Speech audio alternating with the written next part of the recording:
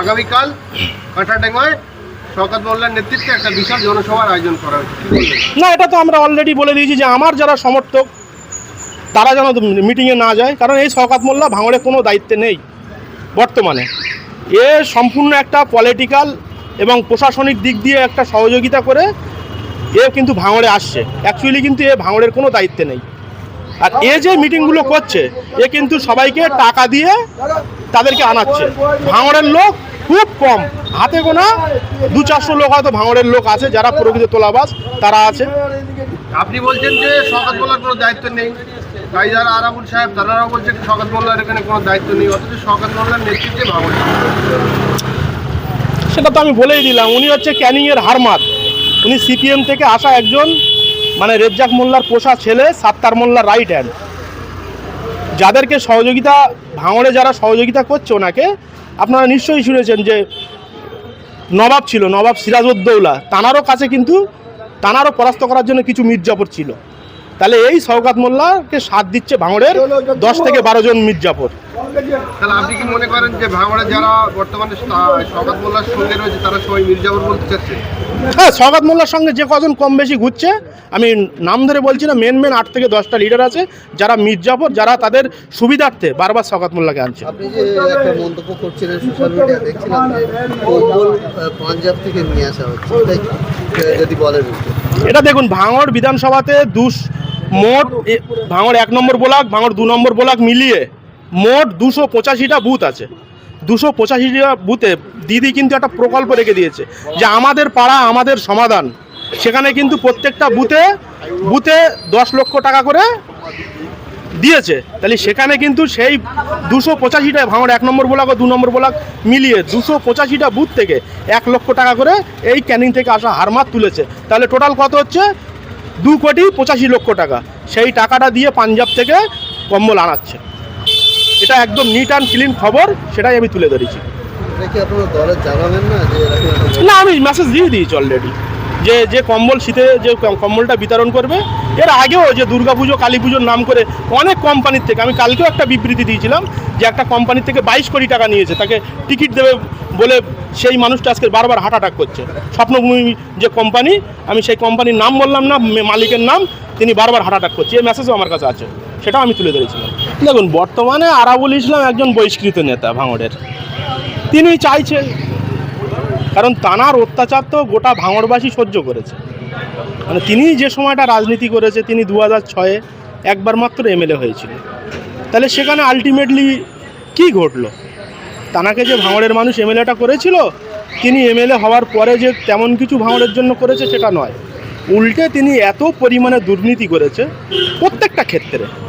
আজকের যে ভাঙড়ে বিগত দিনে যত রাস্তা হয়েছে, যে সময় আরাবুল ইসলাম দায়িত্বে ছিল, সেখানে তিনি কি করেছে? প্রত্যেকটা রাস্তা থেকে তিনি কমিশনই তুলেছে পার্সেন্টেজ অনুযায়ী। যে কোনো কন্ট্রাক্টর যদি কাজ নেয় সেখানে কিন্তু 20%, 25% পর্যন্ত টাকা নিয়েছে।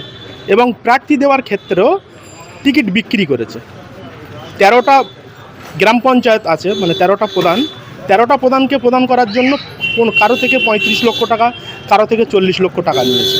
সুতরাং এই যে কাদা ছোড়াছুড়ি রাজনীতিটা চলছে, এই আরাবুলের মতো দুষ্কৃতিমূলক যারা দলের হারমাত ছিল এক সময়, তারা ফের চাইছে যে দলটা করার জন্য।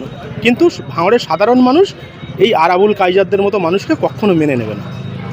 গতকালকে আরাবুল ইসলাম একটি বিস্ফোরক মন্তব্য করেছেন যে ভাঙড়ে পঞ্চায়েত নির্বাচনে উভয় দলের বেশ কয়েক কর্মী খুন হয়েছিল।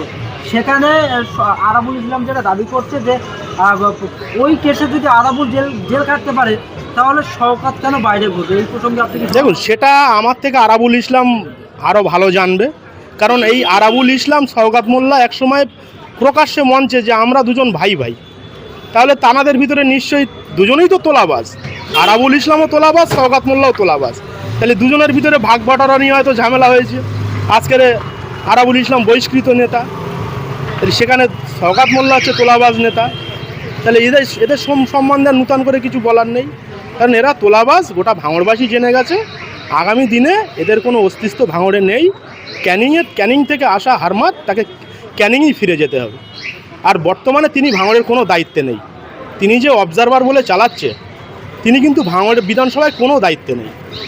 আমি তো কালকে একটা আমার পার্সোনাল পেজ থেকে একটা ভিডিও ছেড়েছিলাম যে ক্যানিং থেকে আসা হারমাদের কেমন ক্ষমতা আছে উনি একটাবার বলাক। পশ্চিমবঙ্গবাসীর মানবিক মুখ্যমন্ত্রী মাননীয় মমতা ব্যানার্জি মহাশয়া বা অধিনায়ক অভিষেক বন্দ্যোপাধ্যায় তিনি একটাবার বলে দিক যে ভাঙড়ের অবজারভার আজও শওকত মোল্লা আছে, আমরা মেনে নেব। কিন্তু উনি বর্তমানে কোনো অবজারভার বলে উনি নেই। আর ফের বলছি, গোটা পশ্চিমবাংলায় 294টা বিধানসভা আছে, তাহলে কোনো বিধানসভায় কিন্তু অবজারভার নেই। এবং বেশ কিছুদিন আগে আপনারা দেখেছেন অধিনায়ক অভিষেক বন্দ্যোপাধ্যায় তিনি বলেছেন যে দলের অবজারভার বলে কোনো মডেল তৃণমূল কংগ্রেসের নেই। তাহলে পঞ্চায়েত ভোটটা তো শওকত মোল্লা আরাবুল ইসলাম দুজন মিলে করিয়েছে, তাহলে তারা দুজনেই জানবে যে খুন আরাবুল ইসলাম করিয়েছে না শওকত মোল্লা করিয়েছে। সুতরাং আমার তো মনে হয় যে আরাবুল ইসলাম যেমন জেল খেটেছে এই কেসে শওকত মোল্লাকে যাতে পুলিশ কেস ভেরিফিকেশন করে অ্যারেস্ট করে তার জন্য আমি আবেদন করছি। আপনার বক্তব্য থেকে পরিষ্কার হচ্ছে যে আপনি আরাবুল ইসলাম কায়দার আহমেদকেও চান না, আর সেই সঙ্গে সঙ্গে ক্যানিং পূর্ব বিধায়ক মাননীয় শওকত মোল্লাকেও আপনি চান না যে ভাঙড়ে তিনি মাথা গোলান। এটা তো আমি চাই না এবং সাথে সাথে গোটা ভাঙড়বাসীও এটা চায় না। কারণ ভাঙড়ে এই আরাবুল ইসলাম যখন রাজত্ব করেছিল তখনও খুন মার্ডার হয়েছিল এবং ক্যানিং পূর্বে থেকে এই হারমাদ শওকত মোল্লা আসার পরে ভাঙড়ে কিন্তু খুন মার্ডার একের পর এক লেগেই আছে। সুতরাং ভাঙড়ের মানুষ এদেরকে চায় না, এদের সাথে সাথে আরও 7-8 জন নেতা তাদেরকেও চায় না। নাম ধরে বললাম না, ভাঙড়ে 10 জন তৃণমূল নেতা, এদের বিরুদ্ধে আমি সমস্ত জায়গায় রিপোর্ট করছি যে এরা এত তোলা তুলেছে যে আজকের দলের বদনাম হচ্ছে। ভাঙড় তৃণমূল কংগ্রেস লক্ষাধিক ভোটে জয়লাভ করবে, কিন্তু ভাঙড়ের নেতৃত্ব যাতে চেঞ্জ হয়, যাতে সঠিক নেতৃত্ব, যোগ্য নেতৃত্ব, যারা প্রকৃত নূতন ফেস, যারা দলকে ভালোবেসে বিগত দিন ধরে দল করছে বা দলের নূতন করে যোগদান করেছে, তাদের হাত দিয়ে আগামী দিনে ভাঙড় তৃণমূল কংগ্রেস লক্ষাধিক ভোটে জয়লাভ করবে। এখানে দেখুন দল কিন্তু সবাই করছে, মাননীয় জাহাঙ্গীর খান মহাশয় করছে, দল সবাই করছে, সেক্ষেত্রে আমিও দল করছি। এই নয় যে আমি শুধুমাত্র জাহাঙ্গীর খানকে ধরে রেখে দিয়েছি, এখানে কিন্তু দল সিদ্ধান্ত করবে। গোটা পশ্চিমবঙ্গের মানবিক মুখ্যমন্ত্রী মাননীয় মমতা ব্যানার্জি মহাশয়া এবং অধিনায়ক অভিষেক বন্দ্যোপাধ্যায় ঠিক করবে যে ভাঙড়ে কারা রাজ করবে বা কারা ভাঙড়ের সংগঠনটা চালাবে। সেক্ষেত্রে নিশ্চয়ই আমাদের জাহাঙ্গীর খান মহাশয়ের সঙ্গে আমার সেই ধরনের কথোপকথন চলছে।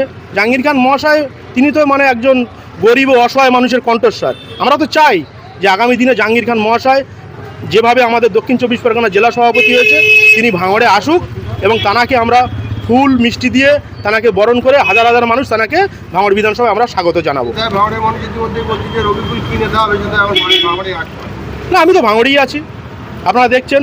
এর আগের দিনে আপনারা হাতি চালাতে এসছেন। কারণ আমি যে দলটা করছি এখানে কিন্তু মূল কিন্তু আমার হচ্ছে যে আমার লড়াইটা হলো দুর্নীতির বিরুদ্ধে। তাহলে সেখানে কিন্তু আমি যারা প্রকৃত তোলাবাজ নেতা, যারা দিনের পর দিন গোটা বিধানসভা জুড়ে তোলা তুলেছে এবং তারা আজ পর্যন্ত গরিব মানুষের পাশে দাঁড়ায়নি, সুতরাং তাদের বিরুদ্ধে কিন্তু আমার লড়াই, যার জন্য আমার একটা পার্সেন্টের শত্রু হয়ে গেছে। তাহলে রাজনীতি করতে গেলে যেটা হয়, আজকের আমার সরকারি সিকিউরিটি অ্যালার্ট হয়নি এখনও পর্যন্ত, তাহলে সরকারি সিকিউরিটি যখন অ্যালার্ট হবে তখন আমি দিনে দুপুরে সবসময় প্রোগ্রাম করব। আপনারা দেখেন একাধিক প্রোগ্রাম করেছি, আজ থেকে তো রাজনীতিটা করছি না, আগে আমি হাজার হাজার আন্দোলন করেছি। সুতরাং আজকের যে আমি তৃণমূল দলটা করছি তাহলে সেখানে যেমন আর নেতারা যেমন সিকিউরিটির আওতায় আছে, তাহলে সেরকম সিকিউরিটি থাকলে তাহলে আমি প্রকাশ্যে আমি সব মিটিং মিছিল করব। তা সত্ত্বেও আমি দলের ওপর নেতৃত্বর ভরসায় আছি যে তাঁরা আমাকে কখন সেই সুব্যবস্থাটা করে দেবে বা আমি সিকিউরিটি গার্ড নিয়ে ঘুরবো, আমি একাধিক প্রোগ্রাম করব, যার জন্য আমি একটু সেফ সাইডভাবে আছি। আর আপনারা এটাও জানেন যে আজ থেকে বেশ কিছুদিন আগে আমার উপরে খুনের চেষ্টা করা হয়েছিল এবং আমার বুকে রিভলভার দিয়ে মারা হয়েছিল। এটা তো আমি বারবার প্রেস কনফারেন্সে বলে এসেছি।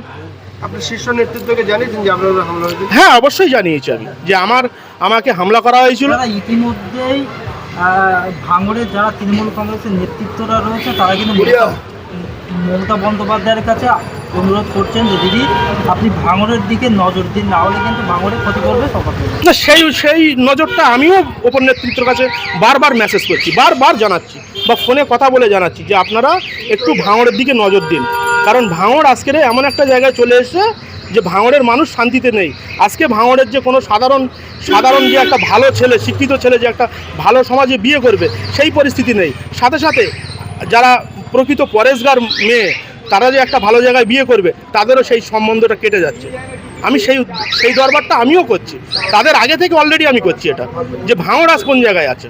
ভাঙড়ের নেতৃত্ব দিচ্ছে শওকত মোল্লা, আপনারা বলছে আপনারা নেতৃত্ব দেবে, কিন্তু আপনারা ভাঙড়ের যত নেতা আছে সব এক হচ্ছেন, আরাবুল আলাদা, কাইজার আলাদা, আপনি আলাদা। না দেখুন, আরাবুল কাইজারের ক্ষেত্রে বলি, এনারা কাইজার হচ্ছে একজন বসে যাওয়া নেতা, আর আরাবুল ইসলাম দল থেকে বহিষ্কৃত নেতা।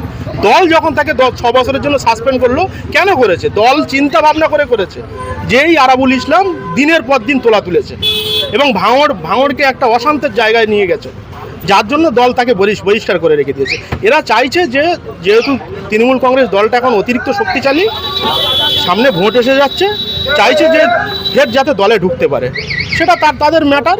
কিন্তু আমার কাছে যতটুকু মেসেজ আছে, এদেরকে দল আর ফেরাবে না। কিছুদিন আগে আপনি বলেছিলেন যে জাহাঙ্গীর খানকে নিয়ে আপনি ভাঙড়ে একটা সভা করবেন, আর কতদিন? না, এটা আমি বলেছিলাম যে এটা আমি পেন্ডিংয়ে রেখে দিয়েছি। এটা নিশ্চয়ই ভাঙড়ের মানুষ একটা দিনের অপেক্ষা করছে, ভাঙড়ের মানুষ সুদিন ফিরে পাবে খুব তাড়াতাড়ি।